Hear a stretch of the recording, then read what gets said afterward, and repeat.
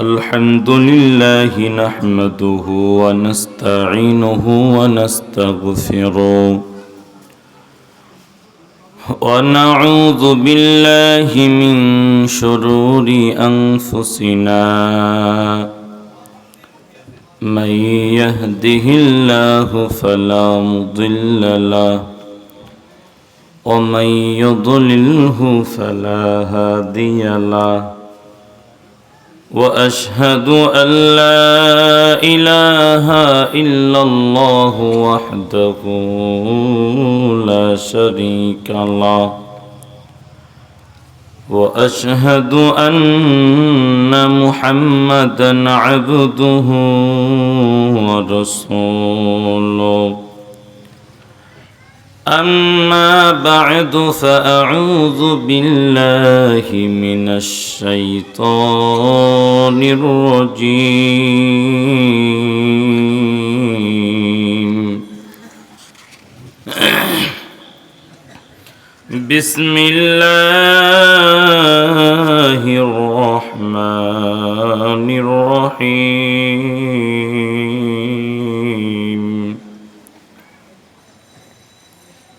ادعوا إلى سبيل ربك بالحكمة والموعظة الحسنة وجادلهم بالتي هي أحسن إن ربك هو أعلم بمن ضل عن سبيله وهو أعلم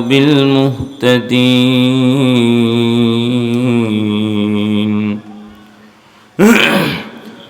وقال تعالى قل إن كنتم تحبون الله فاتبعوني يحببكم الله ويغفر لكم ذنوبكم والله غفور رحيم وقال رسول الله صلى الله عليه وسلم تركت فيكم أمرين لن تضلوا ما تمسكتم بهما كتاب الله وسنة رسوله وقال الله تعالى في شان حبيبي إن الله وملائكته يصلون على النبي يا أيها الذين آمنوا صلوا عليه وسلموا تسليما اللهم صل على محمد وعلى آل محمد كما صليت على إبراهيم وعلى آل إبراهيم إنك حميد مجيد اللهم بارك على محمد وعلى آل محمد كما باركت على إبراهيم وعلى آل إبراهيم إنك حميد مجيد لا إله إلا الله لا إله إلا الله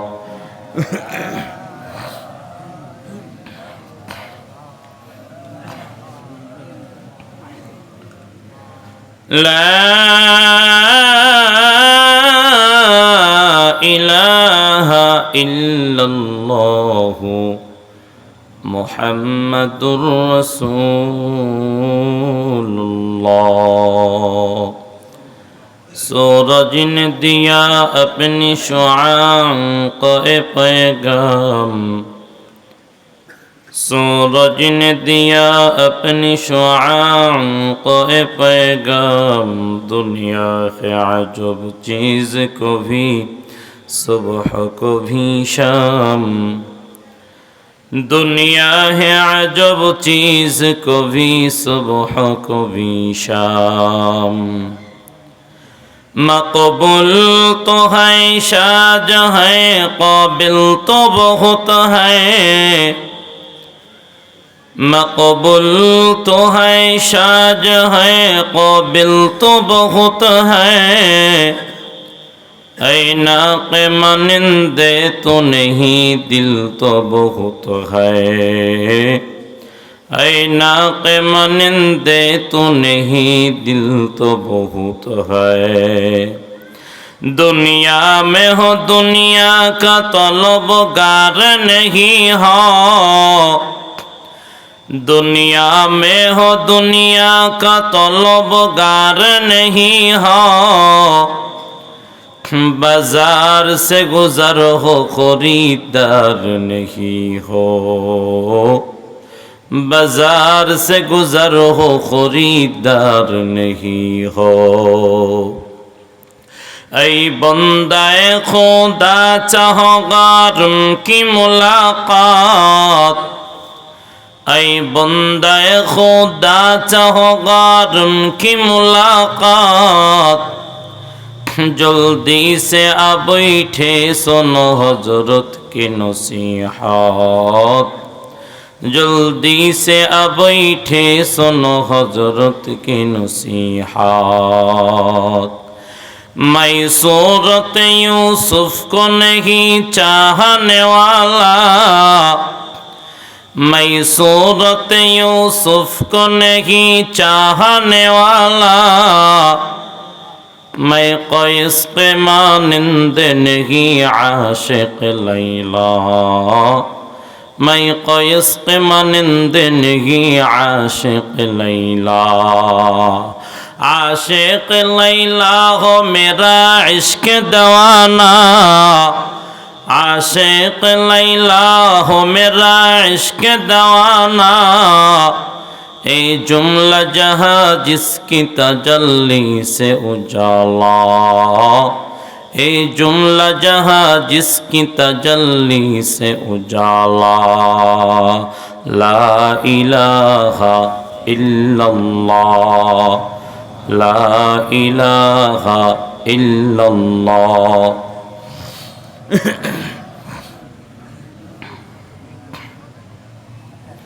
ला इलाहा इल्लल्लाह मुहम्मदुर রাসূলুল্লাহ। আলহামদুলিল্লাহ। মধ্য লক্ষ্মীপুর মধ্য হাজীবাড়ি জামে মসজিদ প্রাঙ্গণে আয়োজিত ওয়াজ ও দোয়ার মাহফিলের সম্মানিত সভাপতি হযরতুল আল্লাম মুফতি সালমান সাহেব, নাজেমে তালিমাত ও প্রধান মুফতি দারুল উলুম বরুড়া মাদ্রাসা কুমিল্লা, আজকের মাহফিলের সম্মানিত প্রধান অতিথি জনাব আলহাজ আব্দুল খালেক সাহেব, চেয়ারম্যান যুব উন্নয়ন সংস্থা শাকপুর ইউনিয়ন বরুড়া কুমিল্লা, আজকের মাহফিলের বিশেষ অতিথি জনাব আলহাজ মোহাম্মদ দেলাওয়ার হোসেন সাহেব, সাবেক চেয়ারম্যান শাকপুর ইউনিয়ন পরিষদ, আজকের মাহফিলের সম্মানিত আলোচক হজরতুল আল্লাম জনাব হজরত মাওলানা শফিকুল ইসলাম সাহেব, মুহাদ্দিস, বরুড়া দারুল উলুম মাদ্রাসা। এছাড়া আরও যত ওলামা ইকরামগণ বয়ান পেশ করেছেন সকলকে আন্তরিক মোবারকবাদ। যে সকল যুবক ভাইরা পরিশ্রম করেছেন, কষ্ট করেছেন, যারা এই মাহফিলে একটি টাকা দিয়েও সহযোগিতা করেছেন, সকলকে মোবারকবাদ জানাই। মোবারকবাদ জানাই আমারও সকল মা বোনদেরকে যারা দুনিয়াবি কাজকে কমিয়ে দিয়ে জান্নাতের বাগানে কিছু কথা শোনার জন্য বসেছেন। আমার যুবক ভাই, বৃদ্ধ বাবা, সবাইকে আন্তরিক মোবারকবাদ জানিয়ে সকলকে নিয়ে দয়াময় রবের দরবারে শকর আদায়ার্থে সকলে পড়ি আলহামদুলিল্লাহ। আওয়াজ কম হয়ে গেছে, তাই না? আওয়াজ কিন্তু ছোট হয়ে গেছে। আমরা যারা আছি এই কয়জন মানুষ যদি আওয়াজ দেই, এই কয়জনের আওয়াজেই তো গৌর গোবিন্দের প্রাসাদ মাটির তলে ধসে গিয়েছিল, ঠিক কিনা বলেন? একটু সেইভাবে একটু আমরা আওয়াজ দেই আলহামদুলিল্লাহ। আবার বলি আলহামদুলিল্লাহ। আমরা যদি খুশি হয়ে থাকি তাহলে একটু সবাই আগায় আসে সামনের দিকে। সামনের দিকে যারা এগিয়ে আসবে আল্লাহ তাআলা তাদেরকে জান্নাতের দিকেও এগিয়ে দিবে ইনশাআল্লাহ। সামনে আসেন, অনেক ভাইরা আসবে, কিন্তু তারা চাচ্ছে যে প্রধান বক্তা এতদিন আমাদের মাঝে তো আসে নাই, সুর সার কেমন, কণ্ঠ কেমন, ভালো কিনা। যদি ভালো না হয় তাহলে নিজেই আখেরি বয়ান দিয়ে মোনাজাত দিয়ে ঘুম। যদি আমরা একটু এগিয়ে আসি, একটু আওয়াজ দেই, মাইকের কাছাকাছি আসলে আওয়াজটাও যাবে।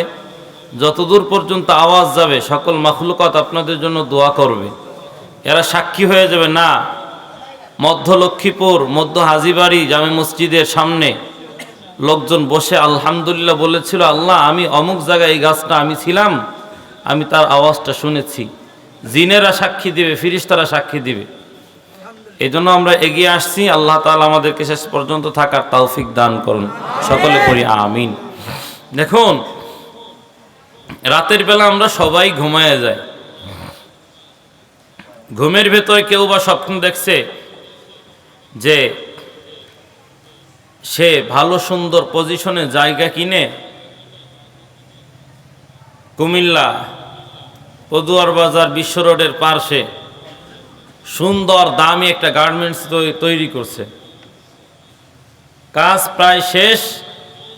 শুক্রবার জুমার দিন মোনাজাত দিয়ে ঢুকবে ঘরের ভিতরে, এরপরে শুনে যে ফজরের আজান দিছে। স্বপ্ন কি আসলে বাস্তবতা পাবে নাকি শেষ হয়ে যাবে? শেষ হয়ে যাবে।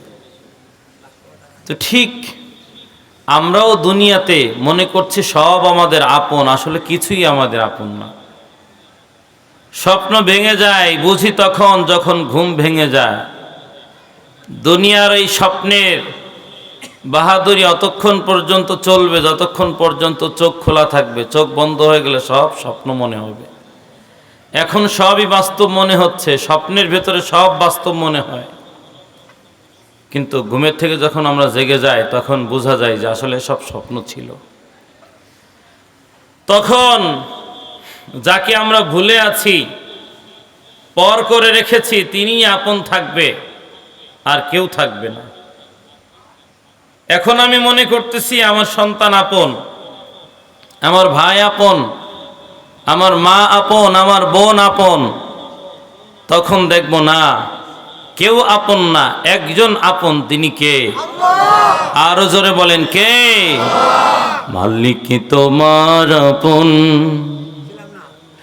বুঝবে যবে এই দেহেতে জড়াবে কাফন।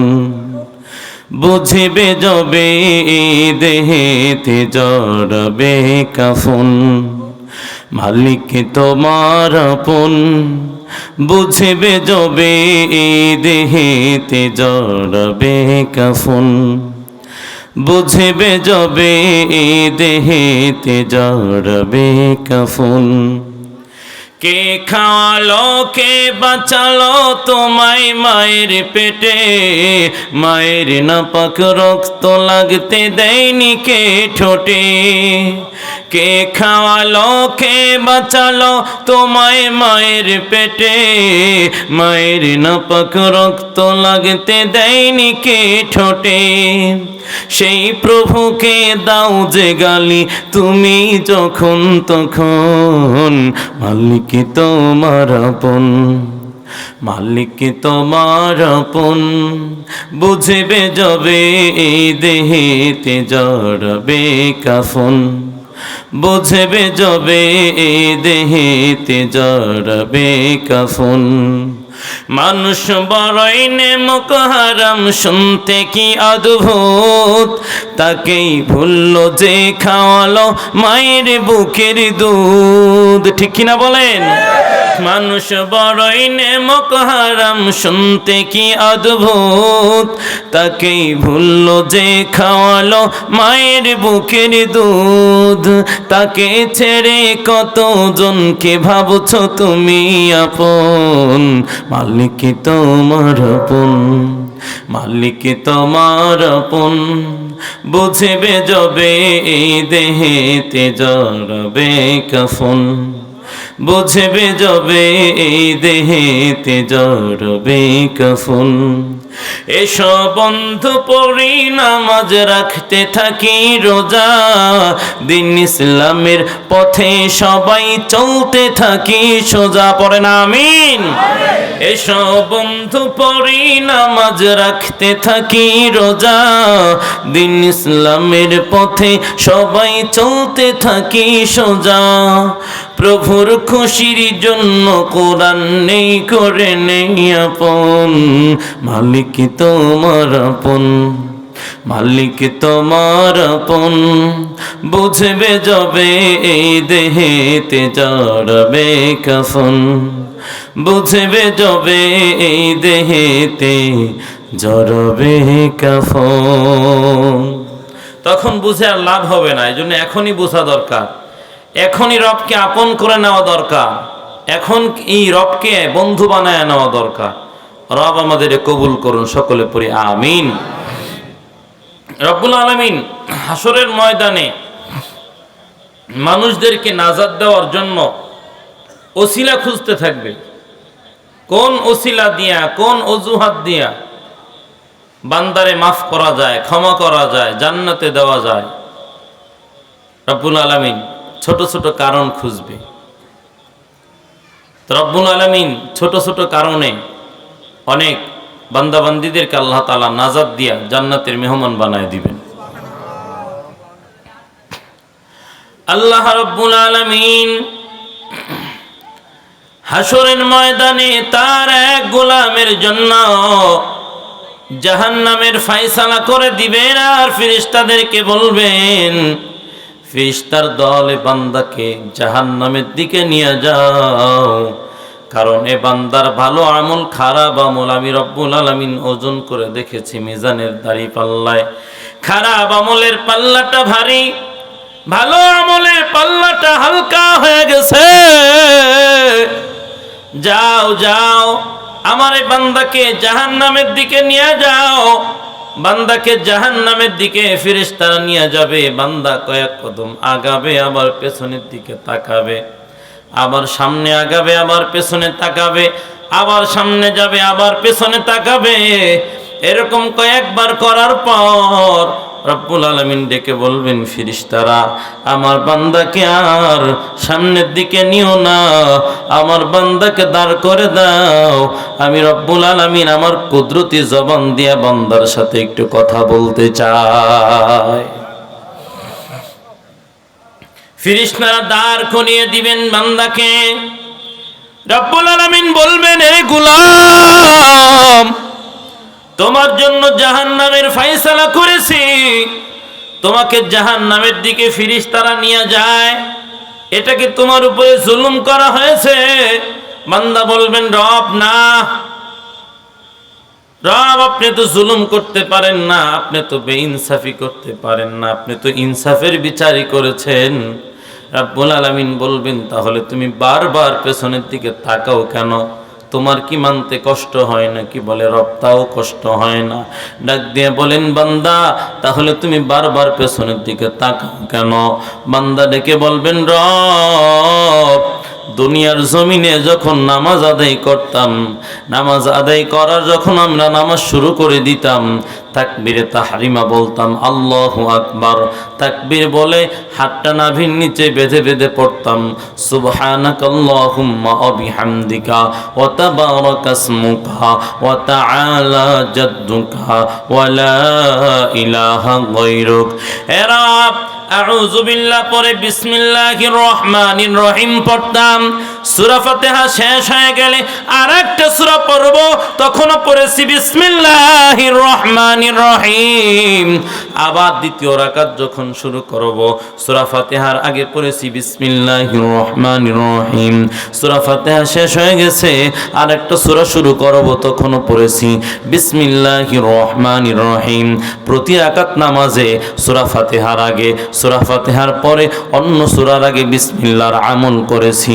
রব্বুল আলামিন ওলামায়ে কিরামের জবানে শুনেছি বিসমিল্লাহির রহমানির রহিমের ভেতরে আপনার 3টা নাম আছে, এর ভেতর একটা নাম গুণবাচক নাম, ওই নামটা হলো আল্লাহ।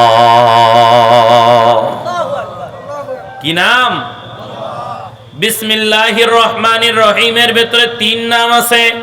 এক নাম আল্লাহর জাতিগত নাম, আল্লাহ তাআলার সত্তাগত নাম। আজকের মাহফিলের সভাপতি মুফতি সালমান সাহেব মাদ্রাসায় যান, ছাত্ররা বলে নাজিম সাহেব হুজুর কই? কেউ ফতোয়া নিতে আসছে, কয় মুফতি সাহেব হুজুর কই? এইখানে আসছে, কয় সভাপতি সাহেব কই? আসলে নাজিম সাহেব তার নাম নয়, সভাপতি সাহেব তার নাম নয়, মুফতি সাহেব হুজুর তার নাম নয়, এগুলো হলো তার গুণবাচক নাম, এগুলো হলো তার উপনাম, এগুলো হলো তার লকব, কিন্তু আসল নাম হলো সালমান। রব্বুল আলামিনের নাম আছে 99টা। আমাকে জেলখানার ভেতরে এক ভাই জিজ্ঞাসা করেছেন, হুজুর এতদিন তো নাম শুনেছি আল্লাহর 99 নাম, কিন্তু গুইনা তো দেখি 99টার জায়গায় 100টা। আমি বললাম ভাইজান নাম কার? বলে আল্লাহর। কয়টা পেয়েছেন? বলে 100টা পেয়েছি। কেমনে? বলে এতদিন তো 99টা শুনেছিলাম, এখন 100টা হলো কেমনে? বললাম আল্লাহর 99টা নাম আছে ঠিক, আল্লাহ তাআলার আল্লাহও একটা নাম, তবে এই নামটা হলো রবের জাতিগত নাম, সত্তাগত নাম, আর বাকি যত নাম আছে সবগুলো হলো গুণবাচক নাম। আল্লাহু আকবার বলে। রবের শুধু 99টা নাম না, আরো 39 শত নাম আছে রবের, কিন্তু আমরা জানি এই নামগুলা পয়গম্বরের সাহাবী আবু হুরায়রা রাদিয়াল্লাহু তাআলা আনহু হাদিস বর্ণনা করেন, রব্বুল আলামিনের এই 99টা নাম যদি কেউ মুখস্থ করতে পারে, রব হাসরের ময়দানে তাকে জান্নাতের মালিকানা দান করে দিবে। আমরা রবের নাম জানি না, আমরা জানি দেশের নায়ক নায়িকা গায়ক গায়িকাদের নাম। রব্বুল আলামিনের গোলাম ডেকে রেখে বলবেন, হে রব আপনার 3টা নাম আছে বিসমিল্লাহির রহমানির রহিমের ভেতরে, তার ভেতরে একটা নাম হলো আপনার গুণবাচক নাম আল্লাহ, আরো 2টো নাম আছে, একটা নাম হলো রহমান আর একটা নাম হলো রহিম। বিসমিল্লাহির রহমানির রহিম, রব্বুল আলামিন 2টা নামই দয়ার অর্থে ব্যবহার হয়। ও রব, এই রহমান নামের দয়া আপনি নাকি দুনিয়ার জমিনে দেখাবেন। রহমান নামের দয়া তো দুনিয়ার জমিনে দেখেছি, রহমান নামের দয়া সবার জন্য আম, রহমান নামের দয়া তো দুনিয়ার জমিনে ভালোই দেখেছি। ইমানদার, আমরা লক্ষ্মীপুর বাজারে গিয়েছি, বরুড়া বাজারে গিয়েছি, ইমানদার হোটেলের ভেতরে খানা খেয়েছে, ইলিশ মাছের মাথা দিয়া বেঈমান লেজ দিয়া খানা খেয়েছে। ইমানদার উপরের পাশের মাছ খেয়েছে, বেঈমান নিচের পাশের মাছ খেয়েছে। ইমানদার যেই গাছের ডাব খেয়েছে, বেঈমান ওই গাছের নারকেল খাওয়ার স্বাধীনতা পেয়েছে। ইমানদার যে রাস্তা দিয়ে চলেছে, বেঈমান ওই রাস্তা দিয়ে চলার স্বাধীনতা পেয়েছে, কারণ আপনার রহমান নামের দয়া সবার জন্য আম। রব্বুল আলামিন রহমান নামের দয়া তো দুনিয়ার জমিনে ভালোই দেখেছি, ওলামায়ে কিরামের জবানে শুনেছি, রহিম নামের দয়া নাকি আপনি হাসরের ময়দানে দেখাবেন। ও আমাদের রব, আমি বারবার পেছনে এমনি তাকাই না, তাকানোর পেছনে কারণ একটা, রহিম নামের দয়া হাসরের ময়দানে দেখাবেন, আর রহিম নামের দয়া কোনো বেঈমান পাবে না, পাবে ঈমানদার। যদিও বা অন্যায় করেছি, গুনাহ করেছি, অপরাধ করেছি, তারপরেও তো আপনারে বিশ্বাস করেছি, ফেরেশতাদের বিশ্বাস করেছি, আপনার পাঠানো কিতাবগুলো বিশ্বাস করেছি, নবীদের বিশ্বাস করেছি, এই দিনের কথা বিশ্বাস করেছি, মরণের পর জীবিত হতে হবে বিশ্বাস করেছি, তাকদিরে যা লিখেছেন আপনি তাই হয়েছে বিশ্বাস করেছি।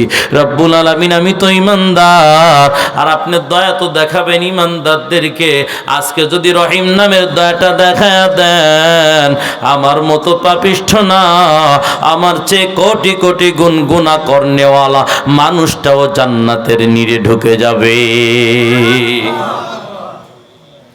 রব্বুল আলামিন বলবেন, ও ফেরেশতার দল, এই গোলামের আর জাহান্নামে দেওয়া যাবে না, জান্নাতের দিকে আগাইয়া দাও, জান্নাতের দিকে আগাইয়া দাও।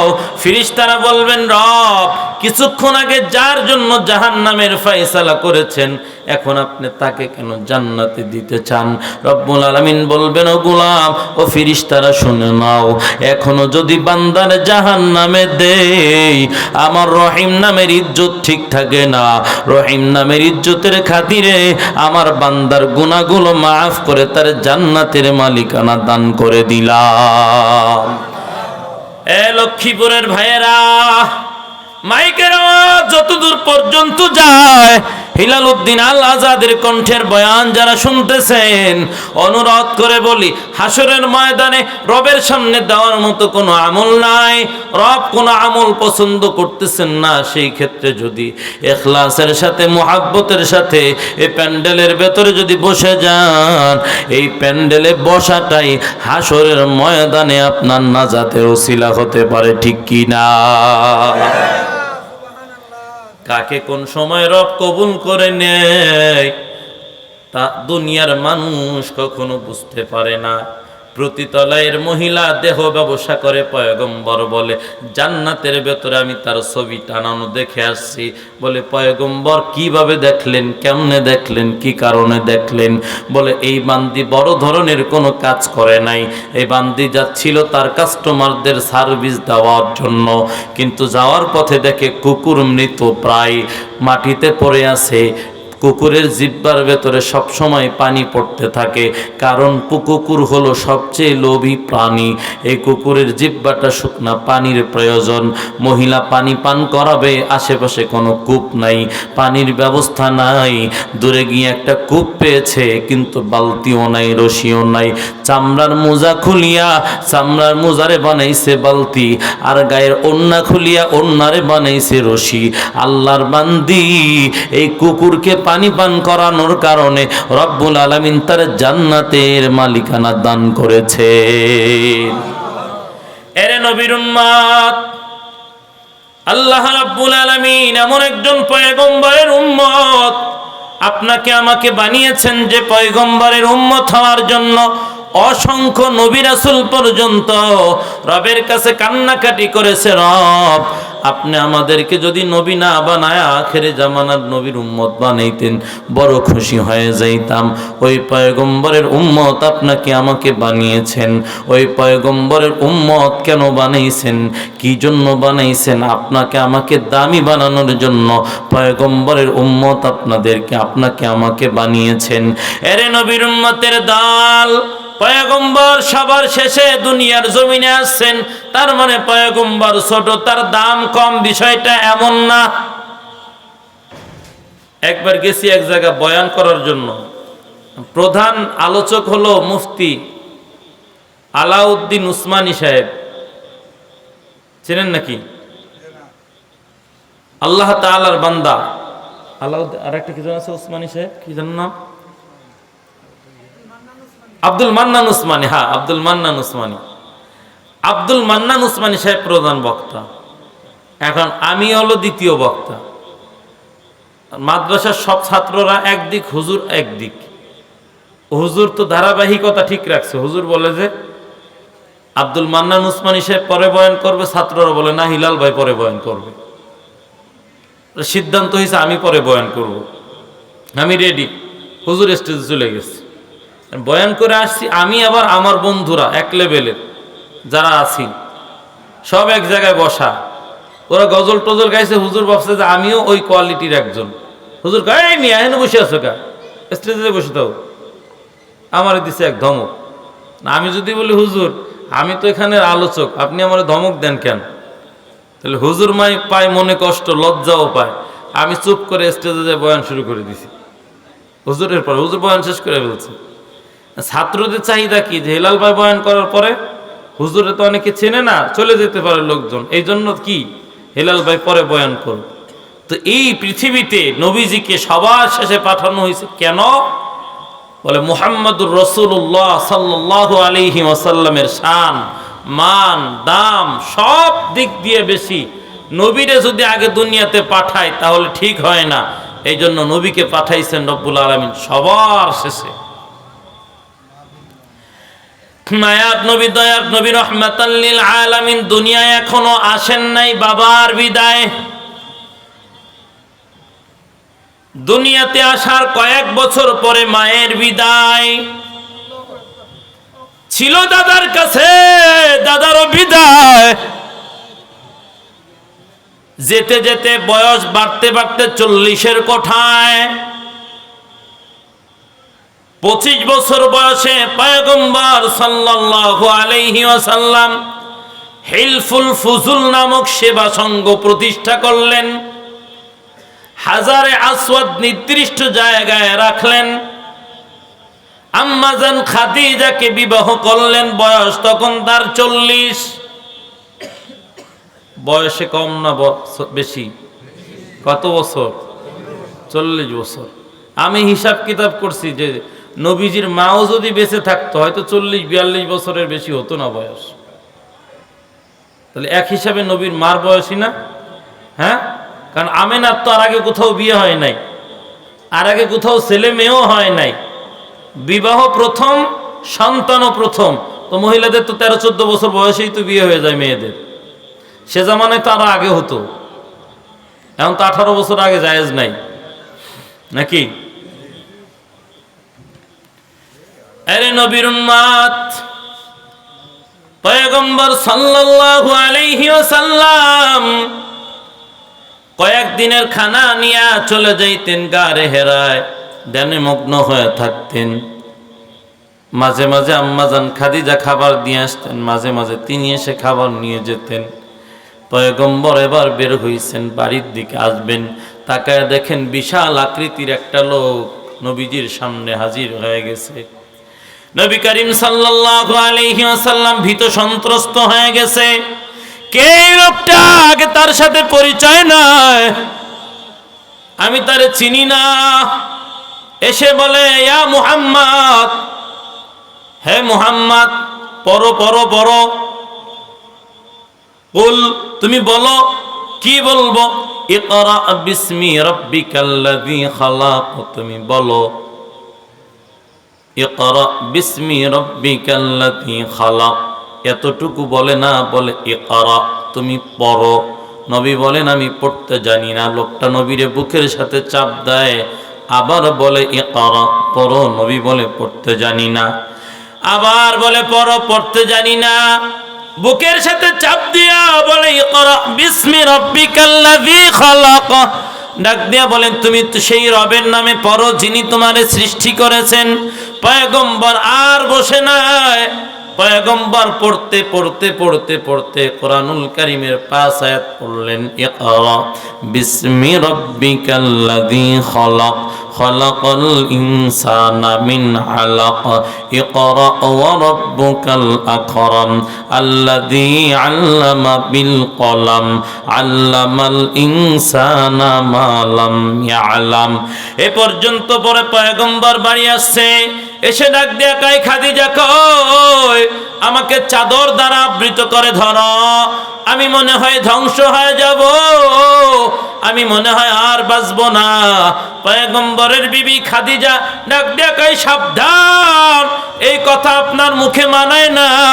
আপনি ধ্বংস হবেন না, বরঞ্চ আপনার মাধ্যমে রব্বুল আলামিন দুনিয়ার জমিন থেকে কুফরি মতবাদ ধ্বংস করে দিবেন। হুয়াল্লাযী আরসালা রাসূলাহু বিল হুদা ওয়া দীনিল হক ليظهره على الدين كله وكفى بالله شهيدا। পয়গম্বরকে রব্বুল আলামিন জানায় দেন এ ব্যাপারে আর দুনিয়ার কোনো সহযোগিতা লাগবে না, আমি আল্লাহ তাআলা দিন বিজয়ের জন্য আপনাকে সাহায্য করার জন্য সহযোগিতা করার জন্য যথেষ্ট। চিল্লায় পড়েন আল্লাহু আকবার। মায়াত নবীরে নিয়ে গেলেন ওরাকা বিন নাউফেলের কাছে।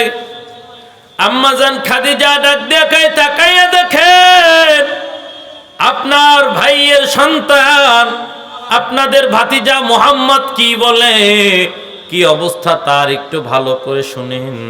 মায়ার নবীকে ডাক দিয়ে বলেন মুহাম্মদ তুমি কি দেখেছো বলো। বলে আমি বিশাল আকৃতির একটা লোককে দেখেছি। বলে সে কি করেছে? বলেছে ইকরা তুমি পড়ো। আমি বলেছি আমি পড়তে জানি না। এরপরে লোকটা কি করেছে? বলে আমারে বুকের সাথে চাপ দিয়েছে, আবার পড়তে বলেছে, আমি বলেছি পড়তে জানি না। বারবার 3 বার করে আমাকে বলেছেন ইকরা বিসমি রাব্বিকাল্লাযী খালাক। কথাটা বলতে দেরি হয়েছে কিন্তু ওরাকা বিন নাউফেল আর কান্না করতে দেরি করে নাই। টপ টপ টপ টপ করে চোখের পানিগুলো পড়া শুরু হয়ে গেছে। ডাক দিয়ে বলে মুহাম্মদ তোমার মতো ভাগ্যবান সন্তান দুনিয়ার জমিনে আর একটাও নাই।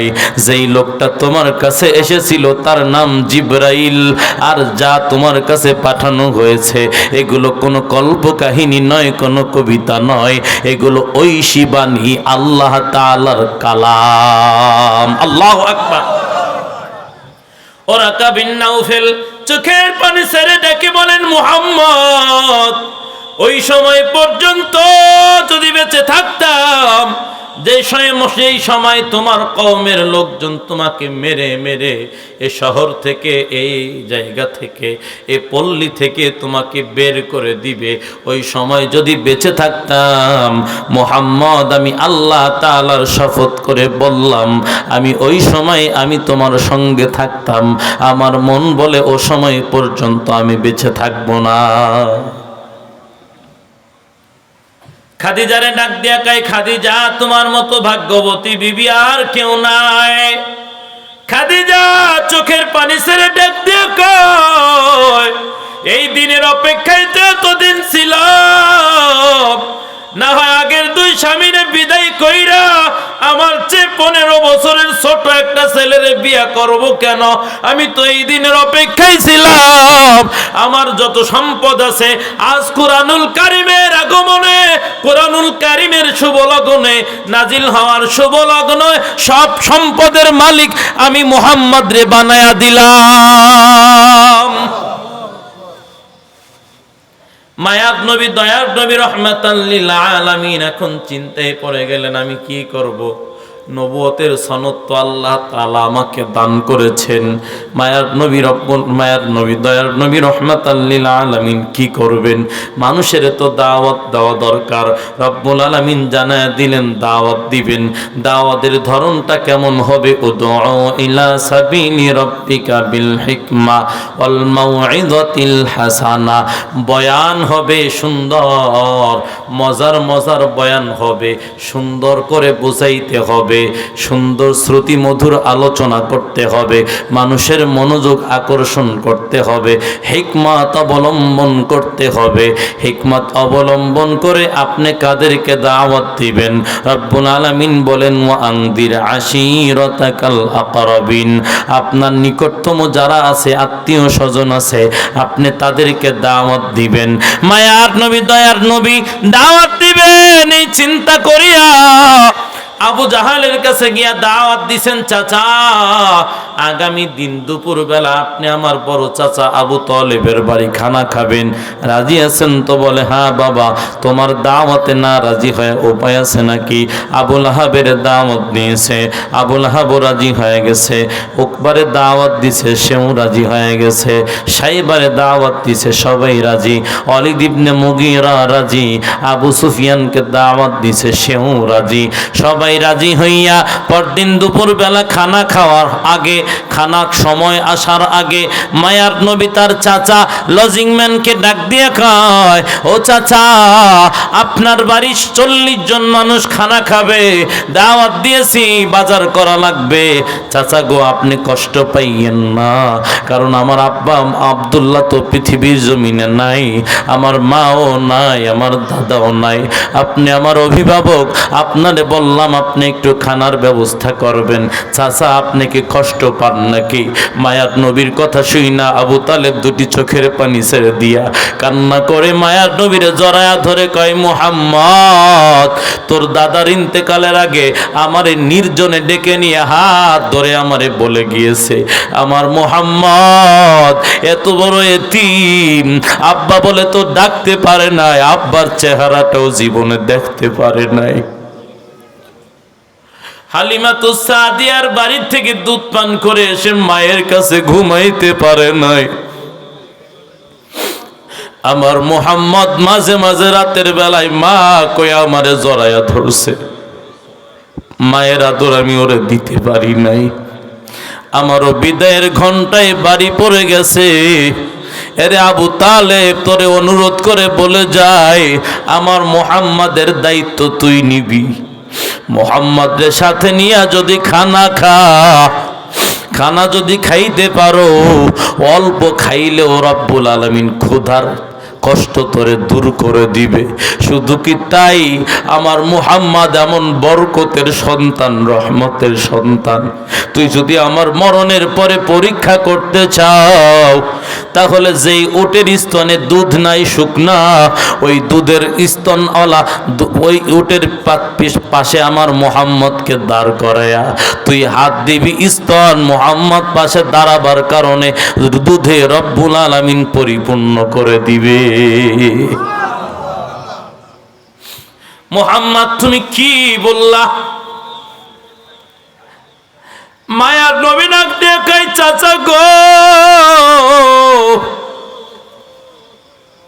কি বলবো, আগের থেকে তো আপনারে বলতে পারি নাই, এই জন্য বলছি আপনি যেন কষ্ট না পান। মায়ার নবীর চাচা খানার ব্যবস্থা করলেন, সবাই খানা খেয়েছেন। নবী এবার সবার দিকে তাকায় বলে, চাচারা আপনারা বলেন, আমি মুহাম্মদ আপনাদের কেমন সন্তান? নবী ভালো না খারাপ? আরো জোরে বলেন, ভালোটা একটু ভালো করে বলেন।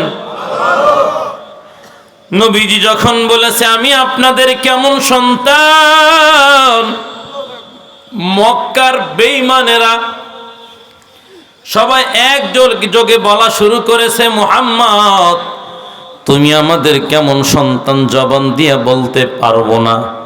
তোমাকে বলি, তুমি যদি আসমানের চাঁদের মতো, সূর্যের মতো, তোমার সম্মান দেওয়া হবে না, ইজ্জত দেওয়া হবে না।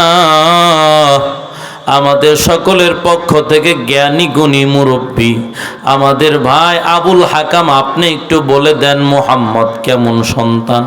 আবু জাহাল ডাক দিয়া কয়, এরে মুহাম্মদ তুমি আমাদের কেমন সন্তান? এক কথাই বলতে চাই, তোমার মতো সন্তান আসমানের নিচে জমিনের উপরে আদম নবী থেকে পর্যন্ত আসে নাই, কিয়ামত পর্যন্ত আসবে না। মায়ার নবী ডাক দিয়ে কয়, ও চাচা গো, যদি বলি এই পাহাড়ের নিচেই সৈন্যদল আছে, যখন তখন তোমাদের উপর আক্রমণ করতে পারে, বিশ্বাস করবা? বলে শুধু কি তাই, এখন দুপুর বেলা খানা খাইলাম, যদি বলে এখন রাত দুপুর, আমরা সেটাই বিশ্বাস করব। দিন যে চোখে দেখি এটা ভুল মনে করব। এনে নবীর উম্মত এত কথা বলার পর নবী এবার চিন্তা করলেন, তাহলে মনে হয় দাওয়াত দেওয়া যায়। কারণ রব্বুল আলামিন বলেছেন হিকমত অবলম্বন করার জন্য। আমি তো হিকমত অবলম্বন করেছি, মানুষগুলো এখন আমার দিকে মনোনিবেশ হয়ে গেছে। এখন আমি দাওয়াত দেই, এরে নবীর উম্মত, মায়ার নবী দয়ার নবী ডাক দিয়া বলেন, চাচার দল তাহলে শুনিয়া নেন, এই জীবন আমাদের আসল জীবন না, মরণের পর আমাদের আরো একটা জীবন আছে, ওখানে আমাদের যাওয়া লাগবে, রবের সামনে মুলাকাত করা লাগবে। ফামান কানা ইয়ারজু লিকা রাব্বিহি ফালইআমাল আমালান সালিহান ওয়া লা ইউশরিক বিইবাদাতি রাব্বিহি আহাদা।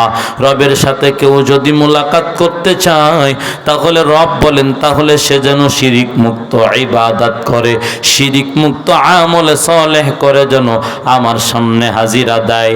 মায়ার নবী ডাক দিয়া কয়, চাচার দল শিরিক মুক্ত ইবাদত যদি করতে চান, আজ থেকে লাত মানাতে গায়ে লাথি মেরে আল্লাহ তাআলার কালিমা জবানে উচ্চারণ করতে হবে। আজকের থেকে আমারে নবী মানতে হবে, জবানে পড়তে হবে আশহাদু আল্লাহ ইলাহা ইল্লাল্লাহ ওয়া আশহাদু আন্না মুহাম্মাদান আবদুহু ওয়া রাসূলুহু। এটা পড়তে হবে। নবী বলতে দেরি, বেঈমানদের ভেতর থেকে নবীর আপন চাচা আবু তালহা দাঁড়াইয়া বলে, তাব্বান লাকা ইয়া মুহাম্মাদ আলিহাদা জামাতানা।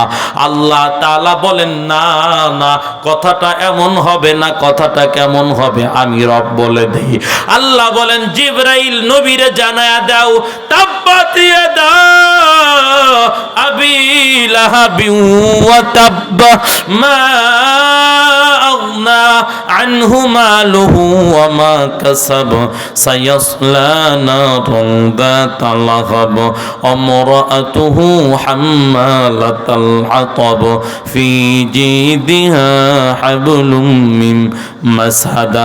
আল্লাহ তাআলা বলে, একটা আঙ্গুল উঁচু করে নবীর ধ্বংস হওয়ার জন্য বলছে, আমি আল্লাহ আঙ্গুল সহ হাত সহ ওর দুটো হাতকেই ধ্বংস করে দিলাম। কয় হাত? আল্লাহ তাআলা বলেন, মা আগনা আনহু মালুহু ওয়া মা কাসাব। আল্লাহ তাআলা বলেন, এই গরম কেন? সম্পদের গরম। সম্পদের গরমে নবীর বিরোধিতা করো।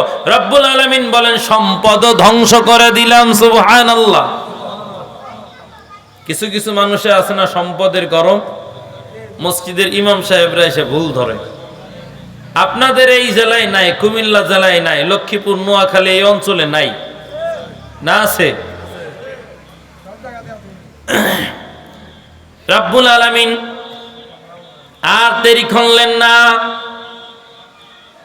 রব্বুল আলামিন জানায় দিলেন, পয়গম্বর আপনি শুনে নেন, আপনারে আমি রব জানায় দেই, কুল ইন কুনতুম তুহিব্বুনাল্লাহা ফাত্তাবিউনি ইউহিব্বুকুমুল্লাহ ওয়া ইয়াগফির লাকুম যুনুবাকুম আল্লাহু গফুরুর রহিম।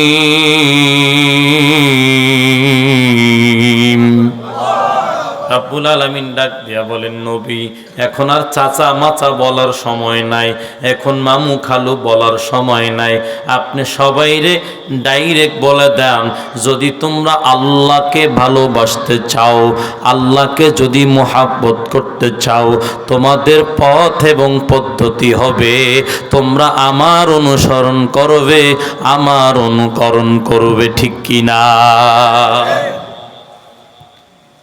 অনুসরণ আর মুহাব্বত কিন্তু আলাদা জিনিস।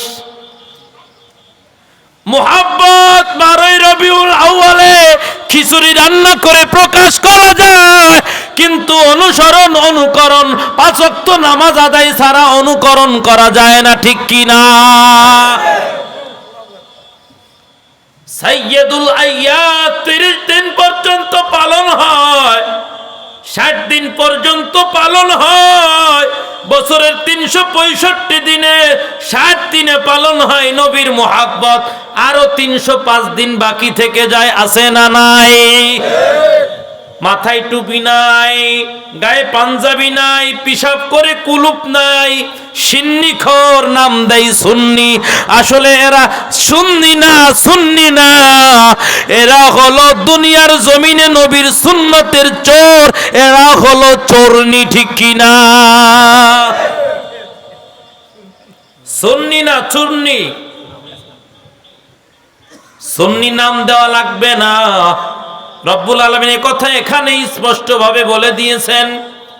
রব্বুল আলামিন বলেন, পয়গম্বর আপনি জানাইয়া দেন, তারা যদি আমি আল্লাহকে ভালোবাসতে চায়, আপনি জানাইয়া দেন, ফাত্তাবিউনি, তোমরা আমার অনুসরণ করো, আমার অনুকরণ করো। খেয়াল করেন, এখান থেকে আমাদের বয়ান শুরু। এতক্ষণ নবীজি ভূমিকা নিয়েছেন, আমরাও কিছু ভূমিকায় কথা বললাম। এখান থেকে আমরা মূল আলোচনায় যেতে চাই। আপনাদের কি অনেক কষ্ট হচ্ছে? 1 ঘন্টা করলে থাকবেন ইনশাআল্লাহ? দেখি তো কে কে থাকবেন না। থাকবেন কে কে? নারায়ে তাকবীর।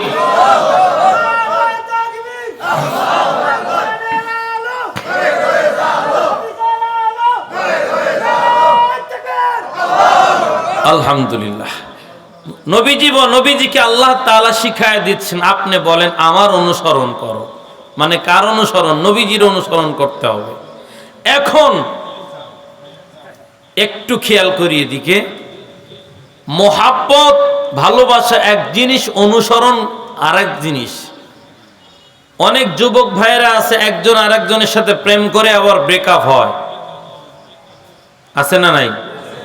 এদিকে হয় না, আমাদের ফরিদপুর জেলা গোপালগঞ্জে প্রেম হয়, মেকআপও হয়, চেকআপও হয়, ব্রেকআপও হয়, সব হয়। তো বিয়ে এক জিনিস আর প্রেম ভিন্ন জিনিস। বিয়ে যদি কেউ কাউকে করে, অনেক বাধ্যবাধকতা আছে, তালাক দিতে গেলেও অনেক সমস্যা আছে, আছে না নাই? কিন্তু প্রেম করছে, কথা বলা বন্ধ করে দিয়েছে, নাম্বার ব্ল্যাক লিস্টে ফেলে দিয়েছে, শেষ। নবীজিকে আল্লাহ তাআলা ওই কথাটাই বলতেছেন, নবী আপনি বলে দেন, যদি তারা আমি আল্লাহকে ভালোবাসতে চায়, তাহলে তারা যেন আপনার অনুসরণ করে, আপনার অনুকরণ করে। এখন নবীজি বললেন কালিমা পড়ো, তারা বলল মা পোচাই, দোয়াও চাই। নবীজির মুখে থুথু মেরে ঘর থেকে বের হয়ে গেল। এটা কি নবীরে অনুসরণ করা হলো? অনুসরণ করা হলো না। এ কথাটাই আল্লাহ তাআলা বুঝাতে চেয়েছেন। আর রব্বুল আলামিন নবীকে চোখে আঙ্গুল দিয়ে দেখায়ও দিয়েছে। এর কারণ কি? বলে ভালোবাসার ভেতরে ভেজাল, ভালোবাসার ভেতরে ভেজাল, এজন্য সমস্যা হয়ে গেছে। আমরা যেমন সোয়াবিন তেলের ভেতরে ভেজাল দেই, আপনাদের এলাকায় আছে না নাই? মুসুরির ডাউলের ভেতরে ভেজাল, পেঁয়াজের ভেতরে ভেজাল, আছে না নাই? মধুর ভেতরে ভেজাল, সব জিনিসের ভেতরে যেমন ভেজাল। এরা নবীর এতদিন পর্যন্ত ভালোবাসছে, এই ভালোবাসার ভেতরে ভেজাল ছিল, নবী বুঝতে পারে নাই, কারণ নবী তো গায়েবী খবর জানেন না। এজন্য রব্বুল আলামিন নবীকে চোখে আঙ্গুল দিয়ে দেখা দিচ্ছে এদের ভালোবাসা আসল ভালোবাসা না, ঠিক কিনা? কিন্তু আমরা নবীরে ভালোবাসবো খাঁটি ভাবে না ভেজাল? আরো জোরে কারা কারা নারায়ে তাকবীর। আল্লাহ কবুল করো, বলেন আমিন। আলহামদুলিল্লাহ বলে হাত নামান।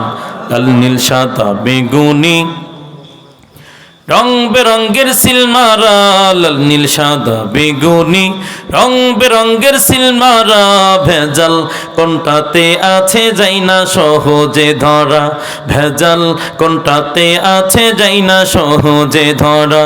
লাল নীল সাদা বেগুনি রং বেরঙ্গের সিলমারা, ভেজাল কোনটাতে আছে যাই না সহজে ধরা, ভেজাল কোনটাতে আছে যাই না সহজে ধরা। সোনার বাংলায় নাই রে সোনা আছে বাংলাদেশ, তারপরেও তাতে দেখো ভেজালের নেই শেষ। সোনার বাংলায় নাই রে সোনা আছে বাংলাদেশ, তারপরেও তাতে দেখো ভেজালের নেই শেষ। লাখ শহীদের রক্ত মাখা চাদর মুড়ি দিয়া, খাঁটি সোনার সবটুকু যে গেছে ভারত নিয়া।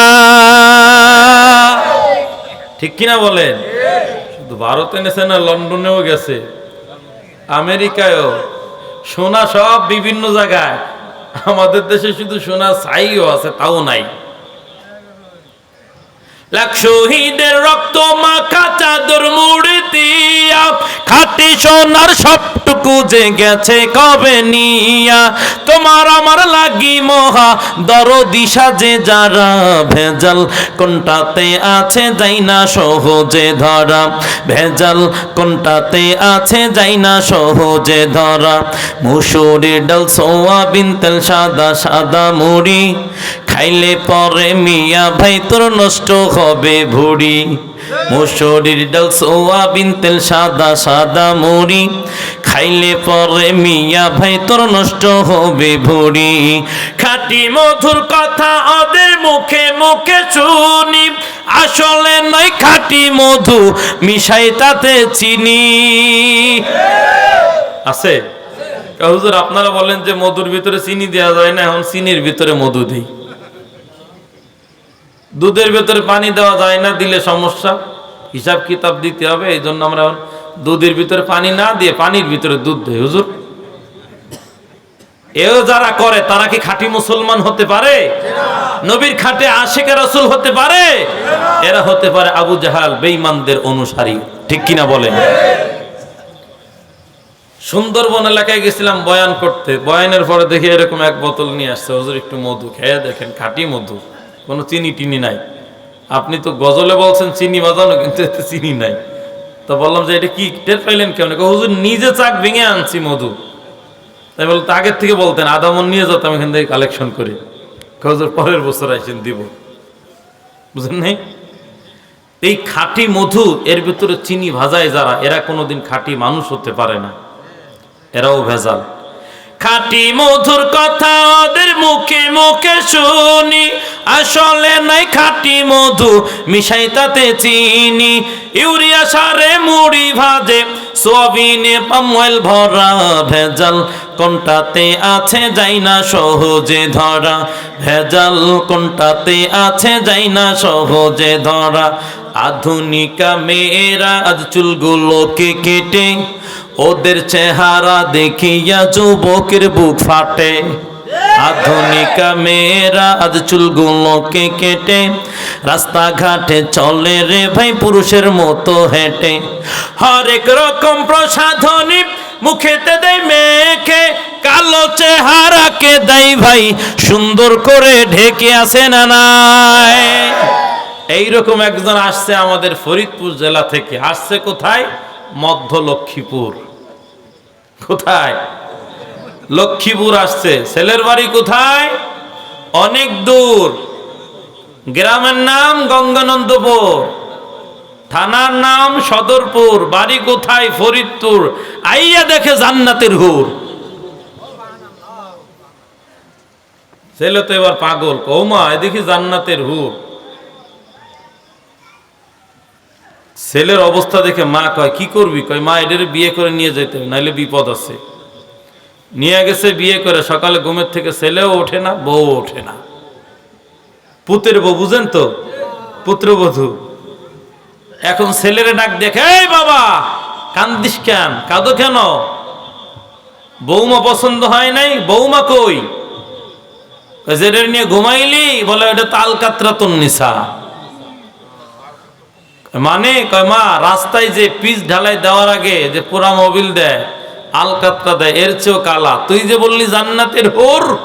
কয় মা ফাউন্ডেশন ছিল মজবুত, মেকআপ করছিল নিখুঁত, আমি হয়ে গেছিলাম অদ্ভুত।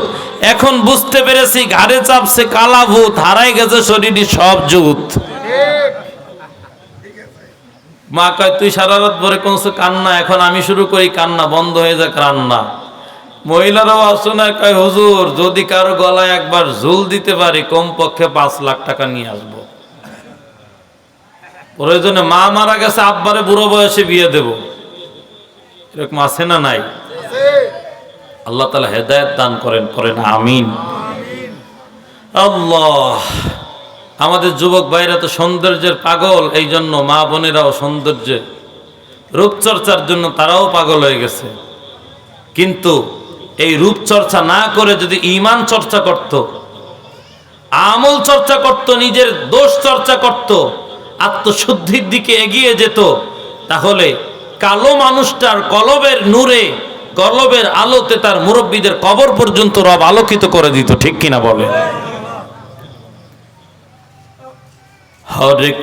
হরেক রকম প্রসাধনী মুখেতে দেয় মেখে, কালো চেহারাকে দেয় ভাই সুন্দর করে ঢেকে।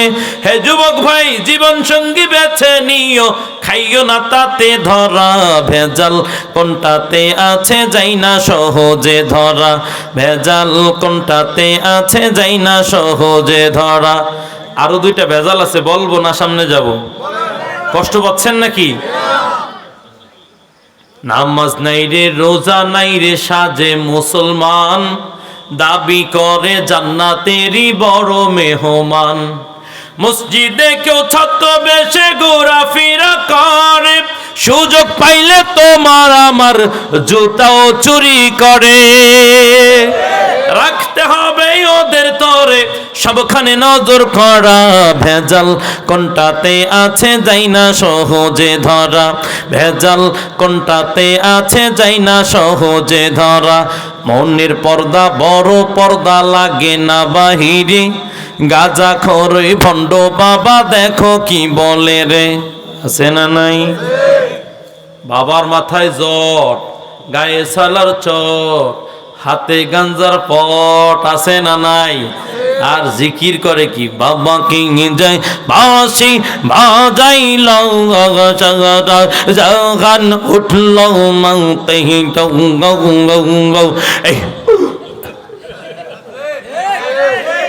হেইও আবার কোন দেশে জিকির? হ্যাঁ, হেইও বাংলাতে লেখা যায়, বানান করা যায়, ইংলিশে যায়, উর্দু ফার্সিতে আরবিতে যায়, আল্লাহ বাংলায় বলা যায় না? আরবিতে সবভাবে বলা যায়। তো আল্লাহ আল্লাহ জিকির না কইরা কয় হেই, মানে হেই মানে কি? গাঞ্জা একটা টান দিয়ে ভিতরে ঢুকোই নাই। আল্লাহ তাআলা হেদায়েত দান করেন। এই ভেজাল হলো সবচেয়ে মারাত্মক ভেজাল, ঈমান চুরি করার মতো অবস্থা। ঠিক কিনা বলেন? নবীজিকে আল্লাহ তাআলা বলেন সব ভেজালের থেকে বাঁচবে তারা যারা আপনার অনুসরণ করবে।